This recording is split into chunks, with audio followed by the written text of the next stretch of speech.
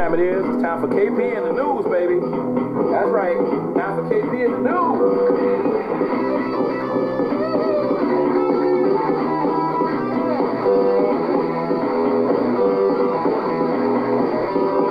That's right. That's right. And it's time for another new episode of the news here, KP Video News. And it's time for you guys to get your list together, your list of people that you want to send over to me as far as like in the comments section.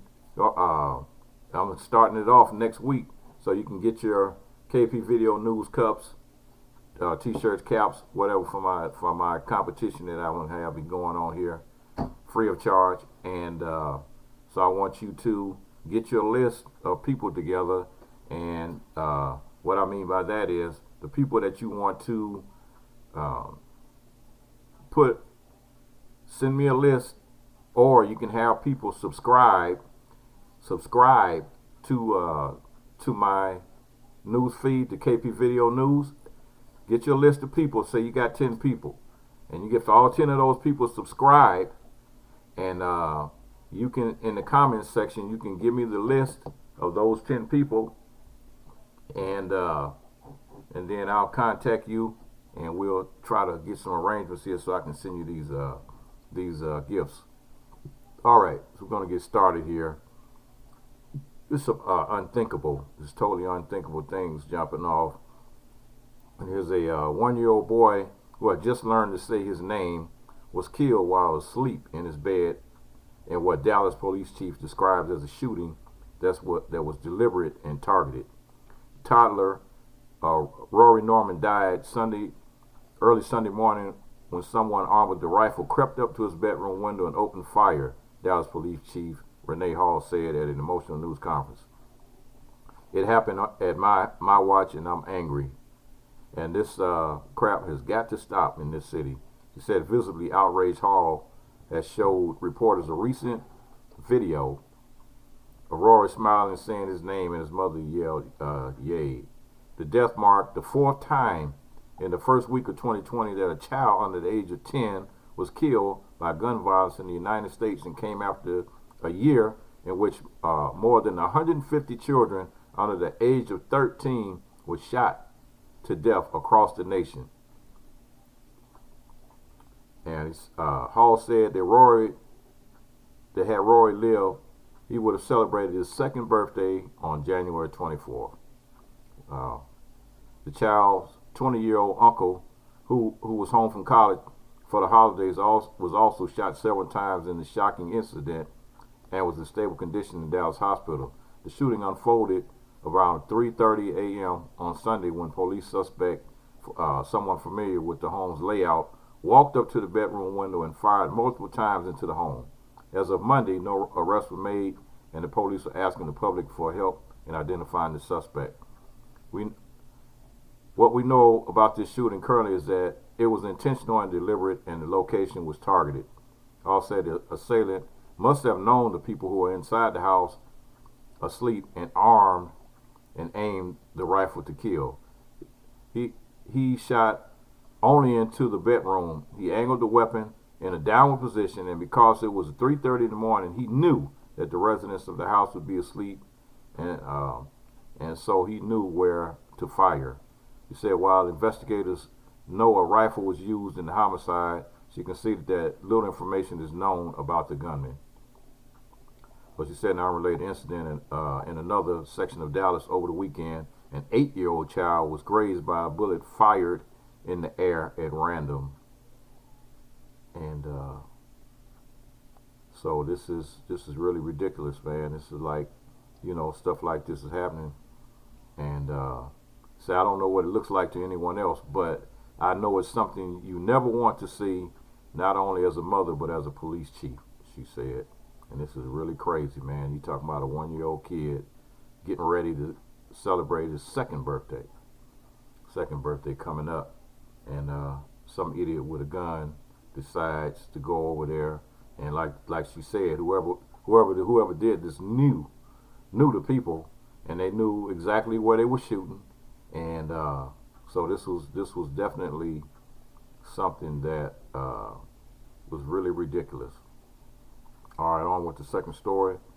At least 3 Los Angeles police officers have been suspended for falsely identifying individuals as gang members, the department said Monday in a news release. The officers were removed from the field after an internal affairs investigation found inaccuracies in documentation they completed, and the release said the inaccurate documentation was intended to boost traffic stop statistics. All 3 officers have been assigned to the elite Metro Division, and investigation into the division is ongoing to ensure there are no more discrepancies, the department said. Public trust is the foundation of community policing, and the LAPD has zero tolerance for any employee that would violate that trust, the LAPD said in a news release.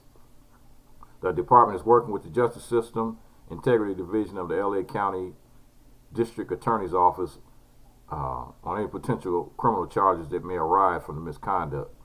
The issue was first discovered when a mother reported to the department that a letter from the department mistakenly identified her son as a gang member. The release said the department found several falsifications in the document and initiated an investigation into the officers. Over several months, internal investigations reviewed body camera footage and found inaccuracies in the field interview cards completed by several officers, the release said. The LAPD source familiar with the matter told CNN the information written on some of the cards was blatantly inaccurate and expressed anger and frustration over the details of the case. Lying intentionally is a death knell to someone's career, but more importantly, it negatively impacts the reputation of the department, the source said, while also pointing to the injustice to those who were falsely labeled. And as a person that lived in Los Angeles, I know what they're saying is true. I mean, this is not anything new. This has been going on for decades.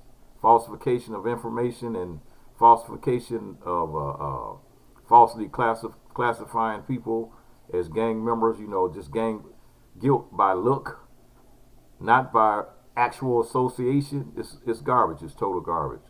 They've been doing it for a long time. This is not anything new.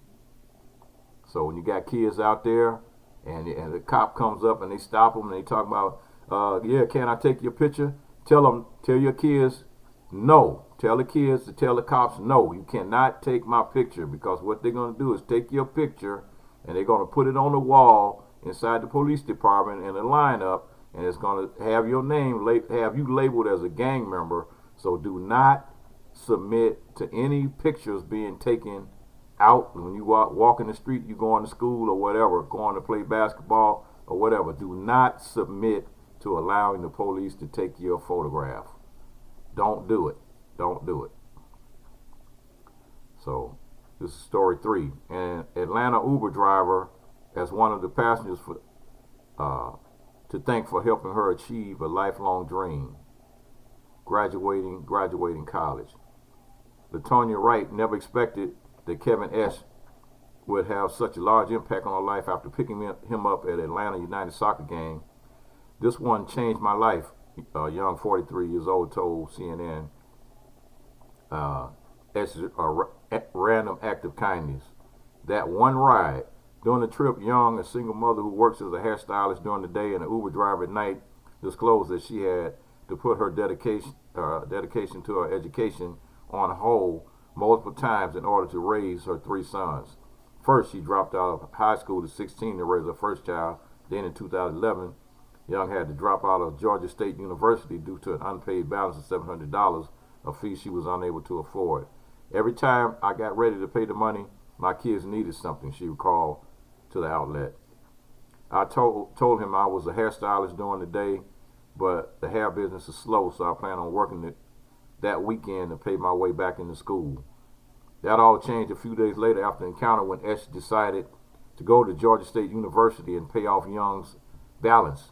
Unbeknownst to the single mother, the college later called Young and notified her that she was now able to register for classes, all thanks to Esh's random act of kindness. I was literally blown away, she said. A stranger has never done that or done anything like that for me. So no longer in debt, Young was able to finish out her schooling. During that time, she was able to keep in touch with Esh who Young said was her main source of inspiration to put forward. When he paid the balance, I had to do this for him, Young explained. I maintained my grades, A's and B's, just trying to do everything to make sure he knows I appreciate him. In December, Young finally earned her associate degree in criminal justice with her family and Esh by her side. Young walked across the stage and received her diploma. After the graduation ceremony, the pair took photos together on campus, Young standing proud in her cap and gown, which were shared on her Facebook page. Later this month, the single mother will return to classes and begin working toward her bachelor's degree. Her goal is to one day become a lawyer. As for Ed, she says the selfless gesture was a no-brainer. That's where there was something about Latonya that just resonated with me, and we developed an incredible friendship now, and I'm incredibly proud of what she has done. I could have brought new clothes or could have helped someone out, he went on, and what has come back to me has come back 100-fold, and I would do it 1,000 times over. So that's a feel-good story of the day. And we had a lady that was able to go back to college because one person did something that was unselfish, and he decided to go help this lady and paid off her tuition. And it's all good. I'm telling you, it's all good, man. This is this is the kind of stories I like to see. So hey, it's time. It's time for us to trying to get that unity. And kind of stick together on some of these things. And try to do what we can. That's all anybody asks. Just do what you can.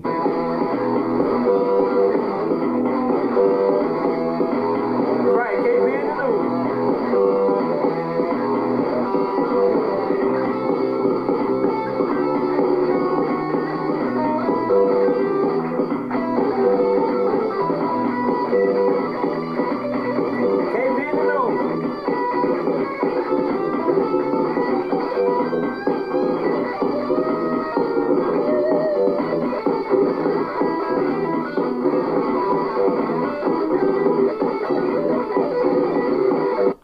Just grooving off my theme. Hey, when you hear this music that I have on my shows, this is all music that I created myself, and because I'm a musician, so I play a lot of different instruments. But this, I just kind of put all my jingles that you hear on here, with the exception of maybe 2, I made all of these jingles. So I'm thinking about maybe putting out another YouTube page just focusing on music. But in the meantime, I'm having fun just creating these jingles.